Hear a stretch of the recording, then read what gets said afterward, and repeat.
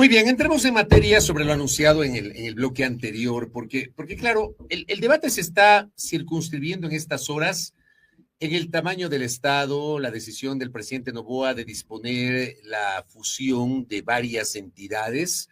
Lo que más ha llamado la atención, sigo insistiendo, es esta fusión del Ministerio del Ambiente con el Ministerio de Energía, esta decisión de hacer del Ministerio de Educación un megaministerio, asumiendo educación, educación superior, cultura, patrimonio y deportes, lo del Ministerio del Interior que absorbe al SNAI y al ECU 911, lo del Ministerio de Gobierno que absorbe al Ministerio de la Mujer, Obras Públicas que absorbe a Vivienda, entre otros elementos. Eso uno. Lo otro, el despido de 5,000 servidores públicos. Se habló primero de eficiencia, pero no de reducción del aparato del Estado, porque el gobierno ha dicho que va a contratar jóvenes para ocupar esas vacantes.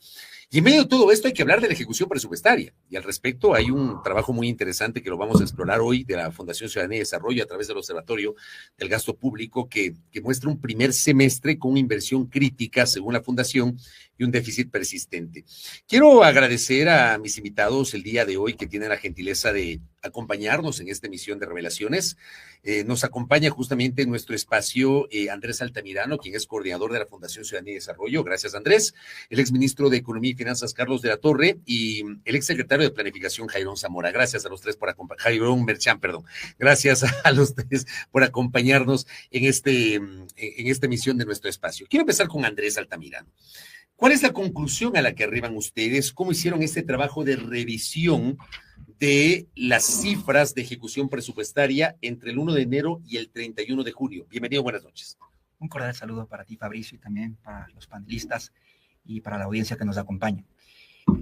Este primer semestre del 2025 se ha visto que el Estado ha gastado mucho más de lo que le ha ingresado, y por lo cual tenemos un déficit presupuestario que alcanza más allá de los 1.700 millones de dólares. Y esto viene en el primer semestre. En el primer semestre.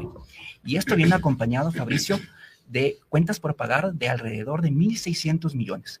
Y una de las posibles causas es que si nosotros comparamos con el primer semestre del 2024, los ingresos se han mantenido estables, alcanzando alrededor de 11.250 millones de dólares. No obstante, los gastos se han incrementado en un 16%, alcanzando casi los 13.000 millones de dólares. ¿Por qué se han incrementado esos gastos? Estos gastos se ven incrementados justamente por el gasto corriente.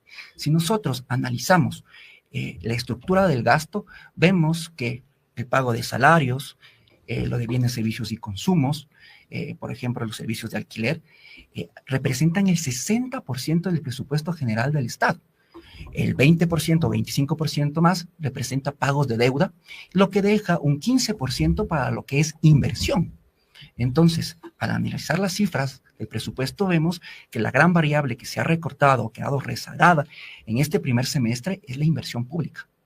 Entonces, es evidente, cuando analizamos las cifras del Ministerio de Economía y Finanzas, que salte a la luz que las entidades de la función ejecutiva tengan una ejecución del 16% de su presupuesto de inversión y capital. Ese es el promedio de todas en el primer semestre, 16%. Es la ejecución de su presupuesto. ¿Eso no es normal?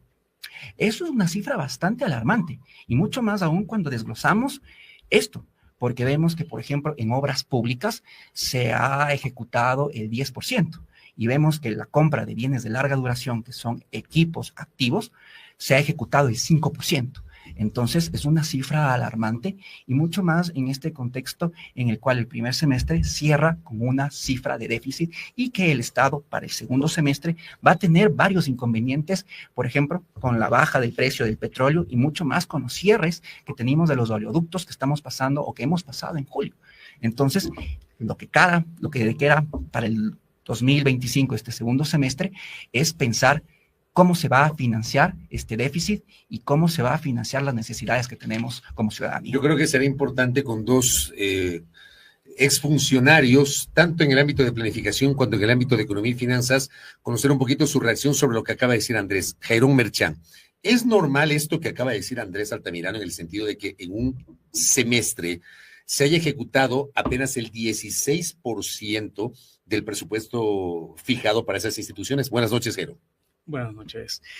Sí, actualmente existe un grave problema de gestión en el gobierno, porque complementando las cifras que nos mencionó Andrés, cuando analizas solo el plan anual de inversiones, que está alrededor de los 1.600 millones de dólares, la ejecución solo del gabinete ministerial va al 23%, que son como alrededor de unos 370 millones de dólares.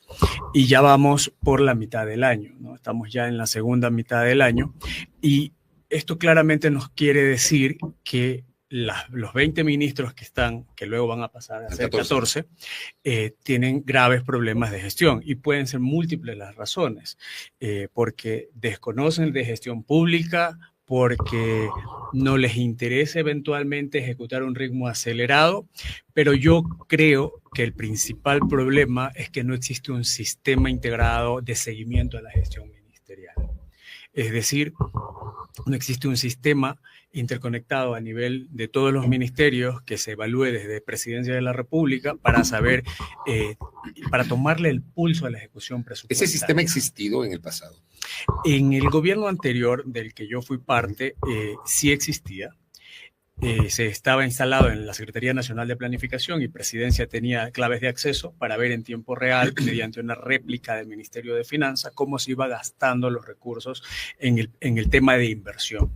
Y mensualmente se citaba a un ministro, mejor dicho, a todos los ministros, y se les preguntaba, ¿cuál ha sido el problema que tienes para la ejecución? Y si un ministro decía, por ejemplo, Obras Públicas, necesito una licencia ambiental, se llamaba inmediatamente al Ministerio del Ambiente para preguntar qué sucedía y así se iban destrabando cuellos de botella.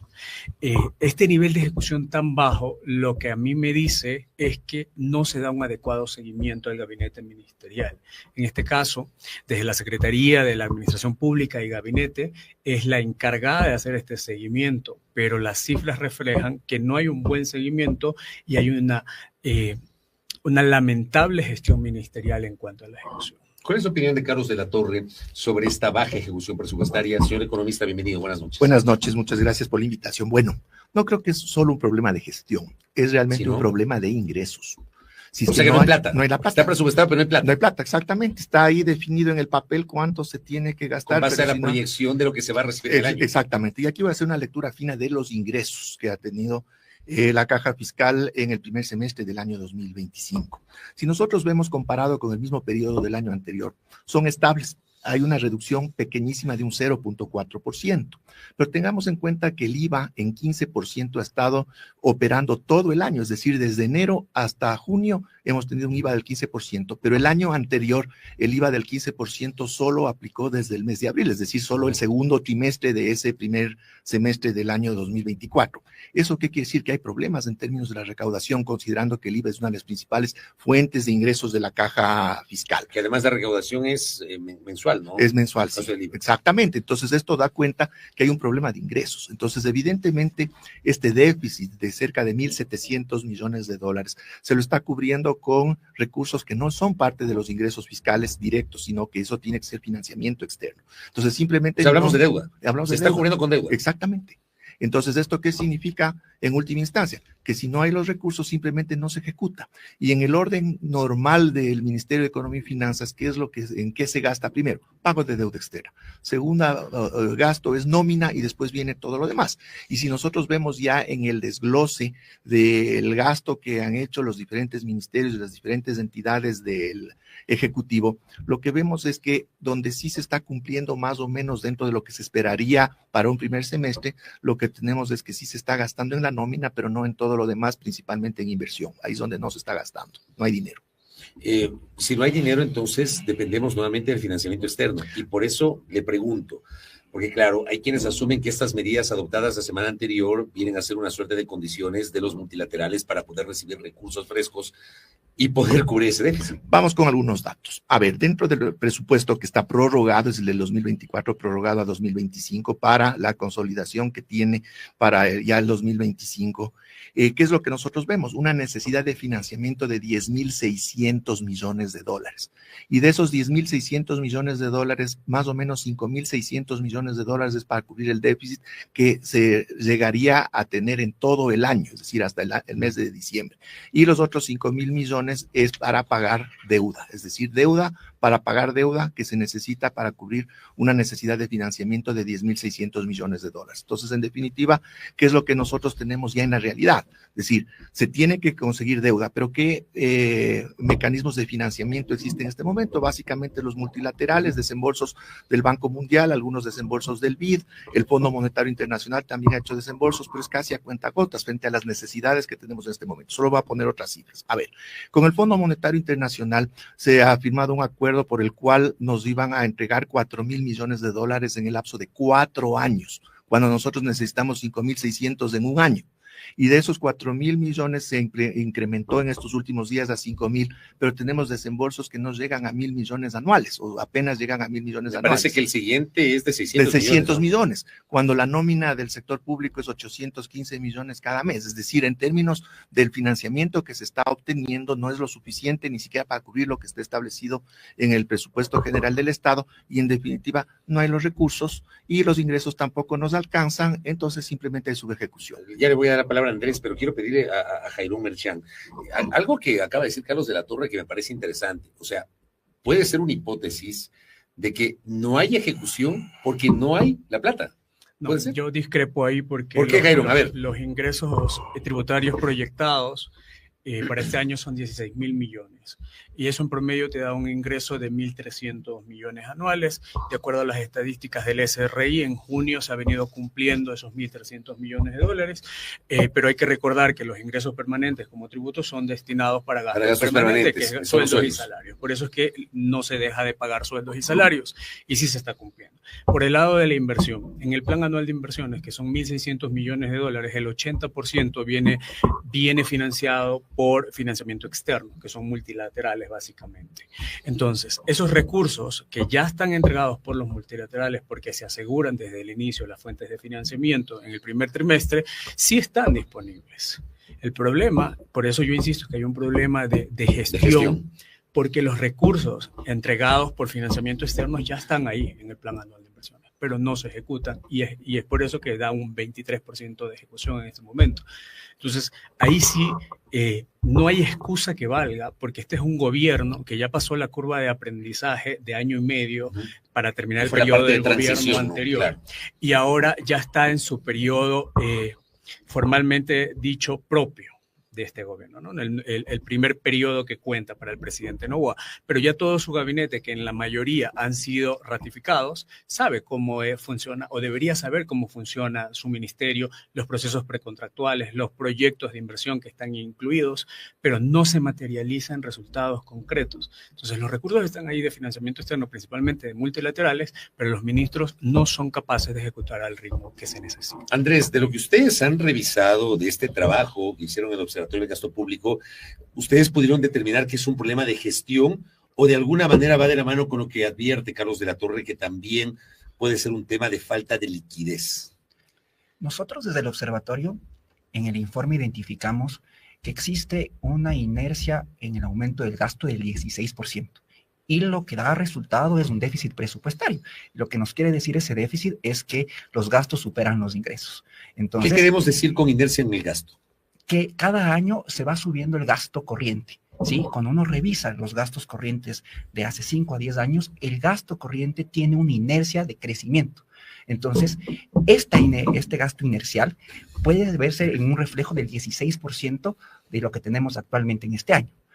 Lo que hemos evidenciado es que viene acompañado de que el Estado no tiene los ingresos suficientes para cubrir los gastos. Y segundo, lo que menciona Jairo también es importante, porque dentro de la gestión de la obra pública está muy ligado a los procesos de contratación, ¿sí? Estos procesos de contratación han tenido varias fallas y varias ineficiencias. Tenemos procesos, por ejemplo, como los de Progen o de Austral.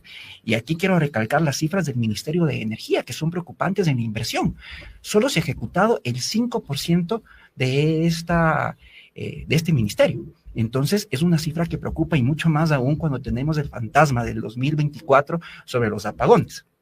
Entonces, este ministerio no ha ejecutado la inversión y puede ser por muchos factores. La primera, tendríamos que revisar cuáles son esas fuentes de financiamiento multilateral y si se encuentra el dinero disponible para ejecutarlo.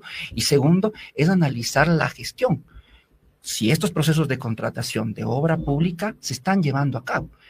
Tenemos la experiencia de que los servidores públicos no quieren firmar los contratos. Por el temor a la Contraloría. Por el temor a la Esto Contraloría. lo he escuchado de un montón de gente en el sector público.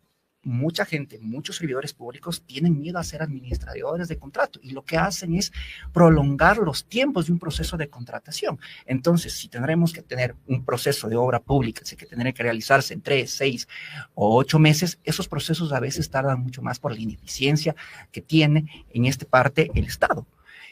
¿Cómo se explica esta ineficiencia? Es que realmente ahora los procesos de contratación pública, según el gobierno, tienen, por ejemplo, un solo oferente o tienen máximo 2 oferentes. Una de las razones por qué no participa el proveedor y no quiera gestionarse esos procesos de contratación es que el Estado es ineficiente y aparte es mal pagador. Entonces, una de las razones por las cuales no tenemos obra pública, y aclaro aquí, es primero, que no existe el dinero y tendríamos que ver esas fuentes de financiamiento. Eso que dice Carlos de la Torre. Exactamente, si estas fuentes de financiamiento están disponibles a través de los multilaterales, y Jairo tiene parte de razón porque la gestión del sector público se ve marcada por los retrasos de los procesos de contratación pública y también la mala inversión que hace. Tenemos estos casos del Ministerio de Energía que han terminado con contratos, con terminaciones unilaterales por parte del Estado y que le está costando plata.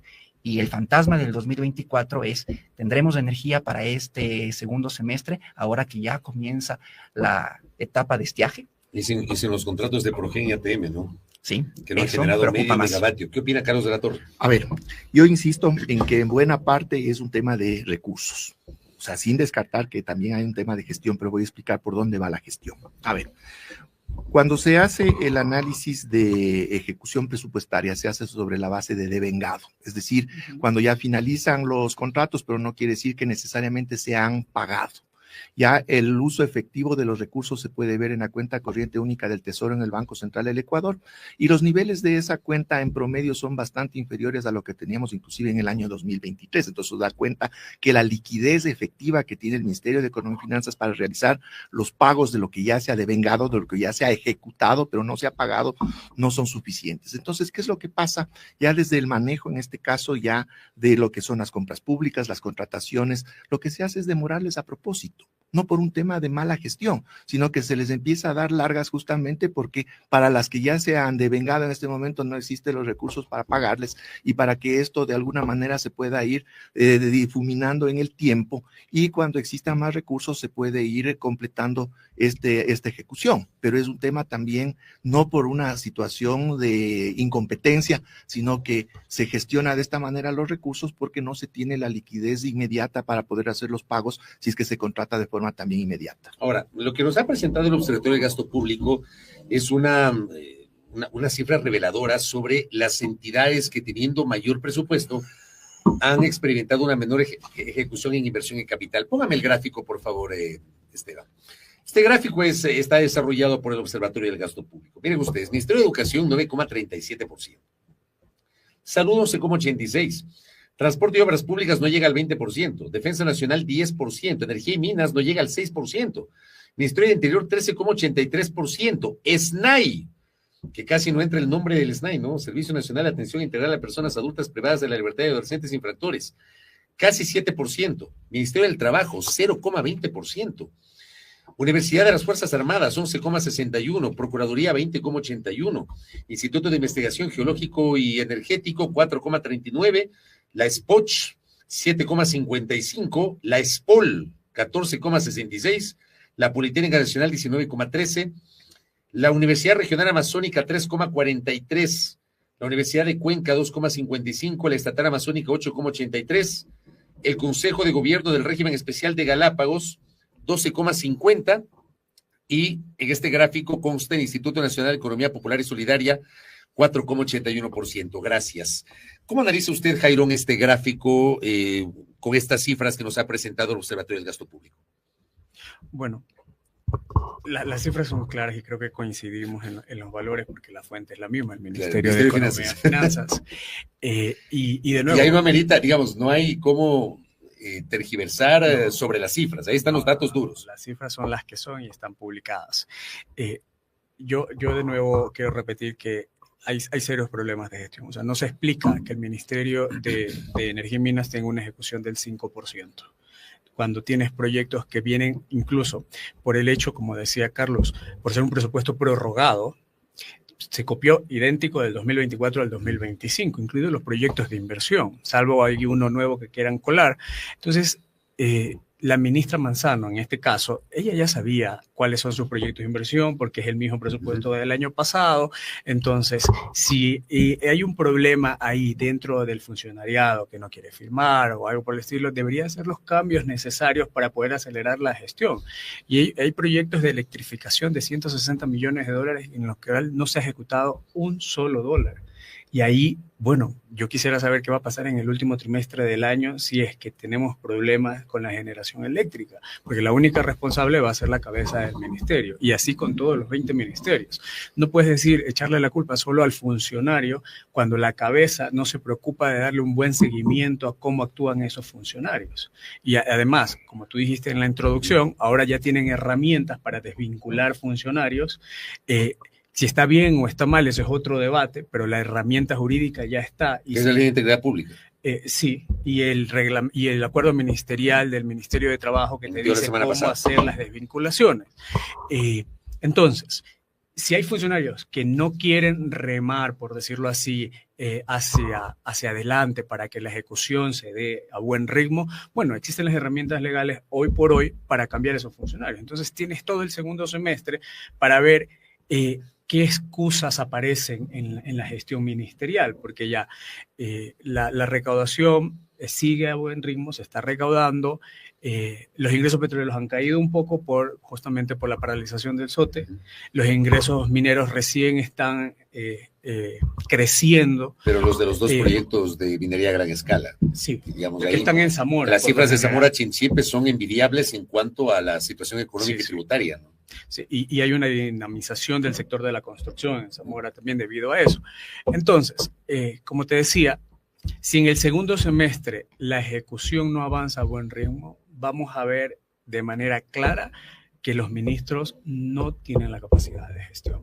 Y sobre todo, y es lamentable, porque teniendo los recursos tributarios, teniendo las colocaciones de los multilaterales, que por lo general van atados a proyectos de inversión, entonces los ecuatorianos son los que seguimos perdiendo, porque son escuelas que no se construyen, carreteras que no se vuelven a reconstruir luego del invierno, que se vinieron abajo, y al final del día es la calidad de vida de cada uno de los ciudadanos la que no mejora por la inoperancia de un gabinete ministerial. Ahora, revisando esto, nos decía Jairón, economista Carlos de la Torre, y lo presentamos con este trabajo que ha hecho el Observatorio del Gasto Público, menos del 6% la ejecución del Ministerio de Energía, pero en salud no llegamos al 12%, en educación no llegamos al 10%.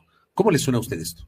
Bueno, como decía, son dos problemas. Evidentemente es un tema de gestión, pero también explicando por qué la gestión puede manejarse de cierta manera para no contratar con la velocidad que se requeriría por la carencia de los recursos. Yo creo que son los sectores que presupuestariamente tienen un mayor nivel, digamos, de recursos. Y cuyos proyectos son más grandes también. Entonces, desde esa perspectiva se atrasan proyectos grandes que no se está invirtiendo, entonces obviamente la subejecución aparece mayor todavía. Entonces, evidentemente esto, como dice Jairón, es un impacto negativo frente al bienestar de los ecuatorianos porque no se está haciendo lo que se debe hacer. No se están construyendo las escuelas que se necesitan, no se construyen nuevos hospitales, no se está equipando o readecuando hospitales para poder atender unas necesidades que son crecientes. Tenemos que tener en cuenta que la población día a día va creciendo, las necesidades cada vez son mayores y los recursos que tienen que dirigirse para atender a las personas con los servicios públicos tienen que ser también cada vez mayores y evidentemente una subejecución nos dice que no se está actuando consistentemente con esta realidad. ¿Cómo llegaron ustedes a estas cifras, ya más allá de que son cifras oficiales, que ustedes hicieron esta tabulación con base en lo que decía Jairón, son las cifras que están allí en la web del Ministerio de Economía y Finanzas? ¿Cómo las comparamos con el año anterior? ¿Cómo nos fue el año anterior en la ejecución presupuestaria? ¿Hay una diferencia sustancial respecto del primer semestre de 2024 respecto del primer semestre de 2025, Andrés? Sí, nosotros como Observatorio de Gasto Público analizamos semestralmente la información que está disponible del Ministerio de Economía y Finanzas. En el año 2024 teníamos una ejecución del plan anual de inversiones mayor al 20%. Aquí también es importante hacer una aclaración. Jairo mencionó el 22%, pero esto se divide o se concentra en lo que es el gabinete ministerial. Nosotros, al momento de analizar la cifra de este año del 16%, lo hacemos en lo que es el presupuesto de inversión y capital que tiene la función ejecutiva, que no es solo el gabinete ministerial. Entonces, estas cifras comparadas con el año 2024 evidentemente son menores, Fabricio. El contexto fiscal es complejo a nivel nacional y por eso el Estado ha tomado, lo que dijo Jairo, reducciones del tamaño del mismo. Entonces hemos visto ya la desvinculación de 5,000 funcionarios públicos y también las fusiones de ministerios y de carteras del Estado.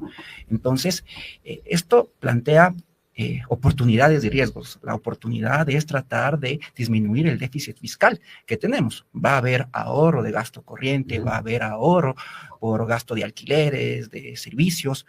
También se podría mejorar la coordinación interinstitucional entre entidades, que van a ser ya solo una sola. Podría mejorar también la efectividad de los trámites. No obstante, los riesgos para mí son evidentes. La primera es que no se tiene todavía claro un plan de fusión de los ministerios. O sea, no lo hemos visto, ¿no? Exactamente. Yo vengo diciendo desde el viernes que comenté este tema, que me parece que más allá del discurso político, se necesita la información técnica para entender qué va a pasar. Y hasta ahora, hasta el momento que estamos aquí conversando, no hay ese plan. No tenemos un plan en el cual se nos explique cómo va a ser las funciones de estas entidades del Estado. Y mucho más, si esta fusión se hace de manera célere y rápida, existen los riesgos, por ejemplo, que haya vacíos administrativos, que haya, por ejemplo, pérdida de información y además, lo que más impactaría a la ciudadanía, que los servicios que se les otorga sean de cierta manera ineficientes. Ya les voy a preguntar tanto a Jairón cuanto a Carlos de la Torre sobre las fusiones. Antes,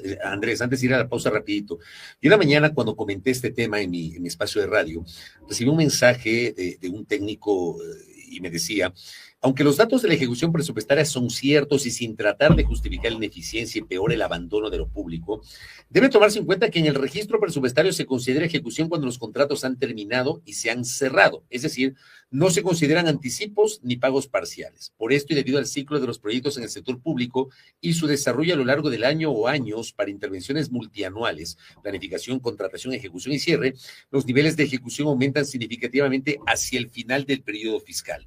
¿Cómo le suena a usted esta explicación que me llegó en la mañana?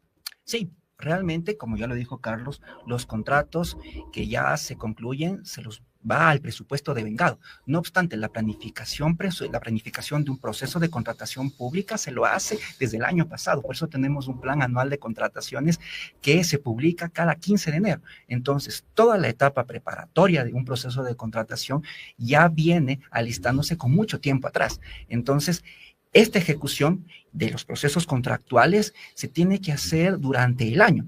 No se puede hacerlo durante el final del año. No obstante, la mala práctica está ahí. Cuando vemos que el Estado ejecuta los contratos o termina los contratos son cuando nos acercamos a diciembre. Pero esto puede resaltar una falta de planificación por las entidades contratantes. ¿Por qué se da esto de que casi al final del año, usted que ha estado al frente de la cartera de finanzas y conoce creo que mejor que el resto de acá, ¿por qué pasa esto? Bueno, primero, de la Torre, sí hay que tener en cuenta que la ejecución presupuestaria no es necesariamente lineal y va a depender de cada ministerio, de cada tipo de proyecto, de cada contrato, etcétera. Pero más o menos se puede establecer el grado de cumplimiento, en este caso de la ejecución, a mediados de año, entendiendo que tiene que estar quizás no en el 50% exactamente, pero no puede estar tampoco muy lejos de ese 50%. Entonces, ciertamente es esta situación que se da de que se van ya culminando los diferentes contratos a lo largo del año, se hacen ya los pagos o se registra ya el devengado completo del contrato al final, pero también existe una práctica que es hasta habitual en el sector público, que muchos de los gastos se ejecutan a última hora para no perder el presupuesto, inclusive para que no le recorte en el siguiente. Exactamente, y para hacer uso de los recursos que estuvieron presupuestados para cumplir con eso, el uso de esos recursos. Así que esto también de alguna manera recarga en alguna medida el devengado en el segundo semestre de cada año. ¿Es así, Jairo? Sí, y hay otra mala práctica que yo le sumaría, y es que cuando va acercando el final del año y las instituciones ven que no van a alcanzar, comienzan a hacer recortes de techo presupuestario, que es el término técnico, pero en palabras sencillas comienzo a devolver la plata del Ministerio de Finanzas porque sé que no la voy a lograr gastar. Y eso es una muy mala práctica porque al final del día, de nuevo, es un síntoma de mala gestión, pero al final del día somos los ecuatorianos los perjudicados de todo eso. Déjenme hacer una pausita para regresar con la recta final de esta interesantísima charla con nuestros invitados hablando de la ejecución presupuestaria. Vuelvo enseguida.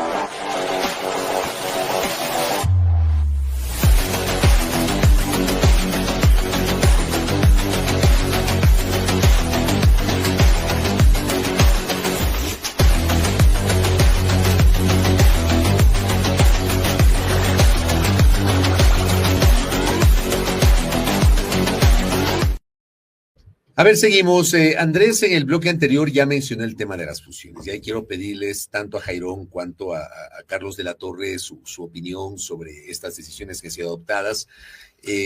Carlos de la Torre, recuérdeme y corrígame si estoy equivocado, Carlos, usted fue ministro de Finanzas cuando se eliminó el Ministerio de Justicia y se eliminaron otras instituciones, ¿verdad? Bueno, en el transcurso de las eliminaciones. No por eso todas. Digo, no, pero sí recuerdo, por eso mi pregunta. Sí. Y Jairón, en cambio, por su condición de exsecretario de Planificación. ¿Usted siente, Jairón, que estas fusiones, que son varias, que implica que ya no habrá Ministerio de la Mujer, que ya no habrá Cenacid, que ya no habrá Ministerio de la Vivienda, que SEMPLADES, la Secretaría de Planificación, será absorbida por la Secretaría General de la Administración Pública, que el SNAI, que el ECU van a pasar bajo la égida del Ministerio del Interior? ¿Usted ve que esto, viendo desde afuera, es una decisión pensada o es una decisión al ojímetro? A ver, tengo mis dudas de que sea una decisión bien pensada porque...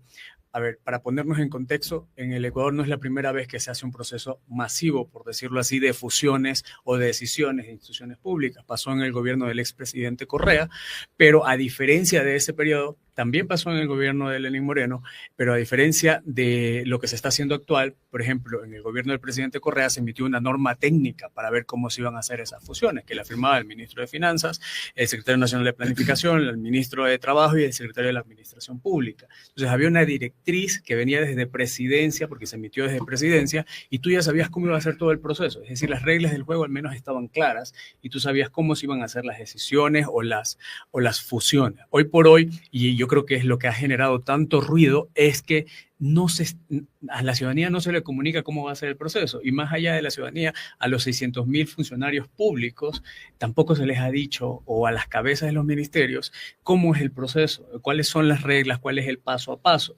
porque todo proceso de fusión o de modernización, como le quieran decir, del Estado, al menos debe de seguir 3 pasos que a su vez tienen otros pasos más pequeños adentro. El primero es un buen diagnóstico y planificación institucional, es decir, la institución que recibe y la que viene, en qué situación está.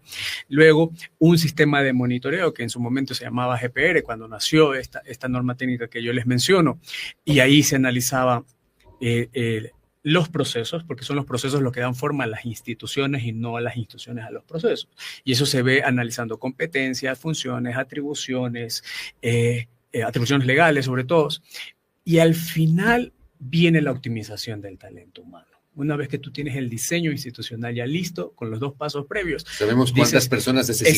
Exacto, porque ya tienes manual de puestos, tienes estatutos, tienes en función de las atribuciones y las competencias.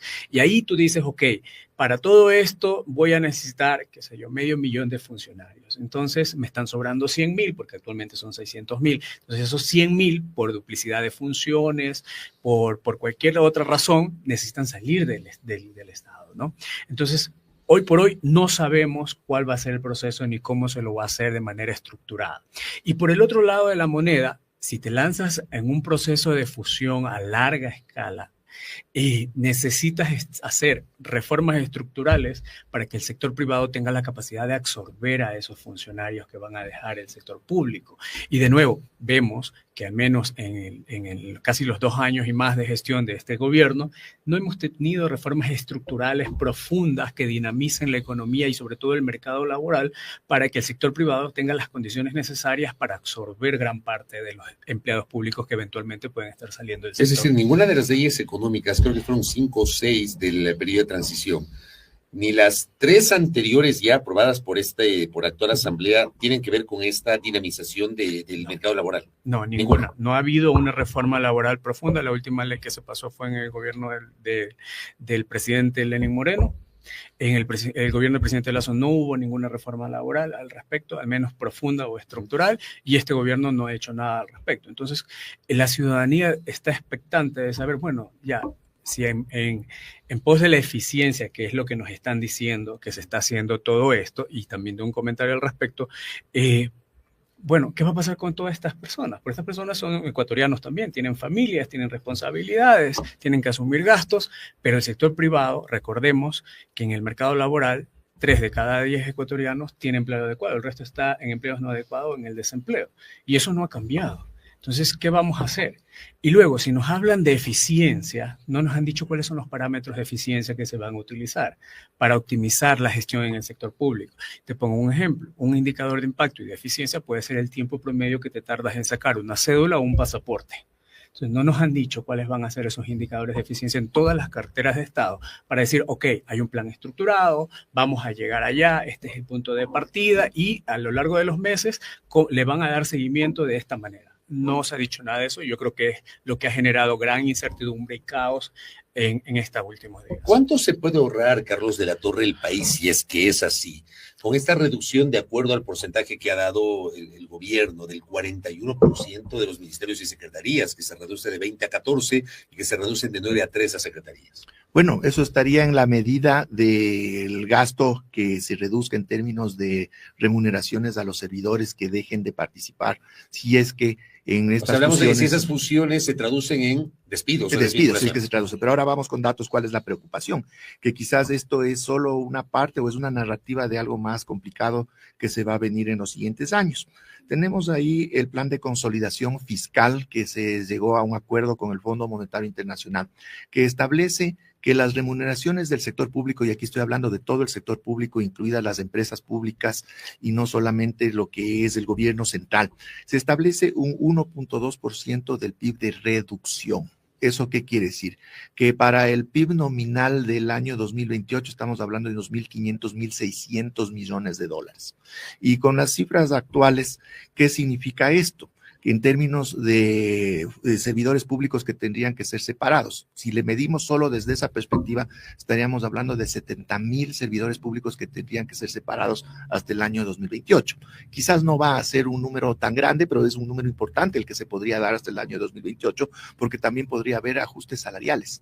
Se impedirían ascensos, se impediría reclasificaciones en virtud de contener la masa salarial para cumplir con este objetivo que está definido con el Fondo Monetario Internacional. Entonces, desde esa perspectiva, el ahorro, entre comillas, que está planteado ya en el papel es de cerca de 1.500 millones de dólares hasta el año 2028, que es una cifra tremendamente importante. Y si comparamos con año 2018, 2019, que también hubo desvinculaciones y reducción de instituciones, ¿Fue una cifra menor o por ahí va? A ver, en la que yo estuve de ahí, inclusive fui parte de, porque por ejemplo, cuando se eliminaron los ministerios coordinadores, en el caso del Ministerio Coordinador de la Política Económica dejó de existir y lo que se consolidó es dentro del Ministerio de Finanzas, Ministerio de Economía y Finanzas. ¿Qué es lo que se hizo? Ahí no hubo despidos de personal, simplemente lo que el Ministerio Coordinador pasó a ser el Viceministerio de Economía. Entonces, desde esa perspectiva no se manejó bajo una lógica de reducción de gasto para generar un ahorro fiscal, sino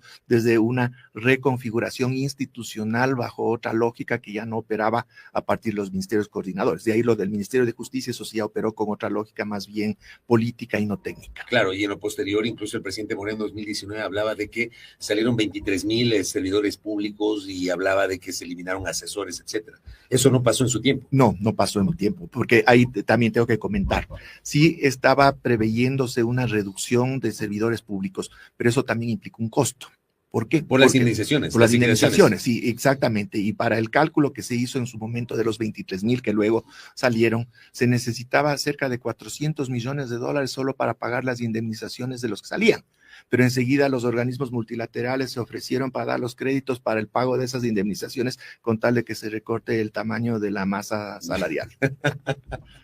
Bueno, y para ir cerrando con Andrés, ¿cómo ve justamente no solo las fusiones, sino los despidos dentro de esta discusión que tenemos sobre el aparato del Estado y la ejecución presupuestaria? El Estado está ajustando el tamaño del Estado y con eso está ajustando el tamaño del gasto corriente. No obstante, también tenemos que mirar la otra parte del pastel, como lo diría, que son los ingresos. ¿Cuál es la gestión del Estado para aumentar los ingresos? Y no solo sea una reducción de este tamaño. Hemos visto que el gobierno ha anunciado, por ejemplo, la creación de la tarifa de fiscalización al control minero. Que son como 200 millones de dólares más o menos. 200 millones de dólares. También hemos visto la alza de tarifas para las empresas de alto y mediano voltaje. Hemos visto la reducción también del subsidio a lo que son las flotas atuneras. No obstante, la inquietud es, ¿esto realmente va a alcanzar? ¿De dónde el Estado puede incrementar los ingresos? Entonces, nuestras recomendaciones es principalmente buscar lo que son alianzas público-privadas, la inversión extranjera. Vemos también desde la parte perspectiva, muy bueno que, por ejemplo, haya ingresos o inversión extranjera, como se ha anunciado el gobierno por parte de España, de un grupo español para construir un parque solar y también una línea de transmisión. Creo que este tipo de acciones tienen que ir construyéndose como una política sostenible en el tiempo y no obstante debemos también mirar la parte de la recaudación tributaria. Existe ahí una mejora en la parte de la eficiencia de la recaudación. Tenemos en el año 2023, según el Servicio de Rentas Internas, un gasto tributario de alrededor del 4.8 del Producto Interno Bruto. Entonces, también aquí es el llamado para que el gobierno nacional pueda revisar o realizar un inventario de todas estas exoneraciones, deducciones, exenciones, para poder incrementar los ingresos. Entonces, no solo tenemos que mirar desde cómo podemos hacer más eficiente el Estado, disminuyendo el aparataje burocrático, sino también de cómo podemos obtener mayores ingresos. Pero a mí lo que me llama la atención, solamente para cerrar, es que el gobierno ha dicho que despide a 5,000, que suprime partidas, pero a renglón seguido dice que esas plazas serán ocupadas por jóvenes. Entonces no hay tal reducción del aparato del Estado. Como lo dijo Carlos, tenemos que evidenciar después de aquí en el cierre del 2025 cómo termina el gasto corriente salarial, cómo se han hecho este proceso de reducción y ver también cuánto nos cuesta las indemnizaciones y cuántas partidas también se han eliminado efectivamente. Esto lo sabremos ya de aquí cuando se vaya ejecutando el presupuesto general y a mayor certeza en el cierre del 2025. Quiero agradecerles a los tres por el tiempo que se han tomado para acompañarnos en esta noche con nuestro espacio y hablar de la ejecución presupuestaria. Andrés Altamirano, coordinador de la Fundación Ciudadanía y Desarrollo, a Carlos de la Torres, ministro de Economía y Finanzas, y a Jairón Merchán, secretario de Planificación. Muy gentiles. Un abrazo para todos. Nos reencontraremos mañana con más revelaciones.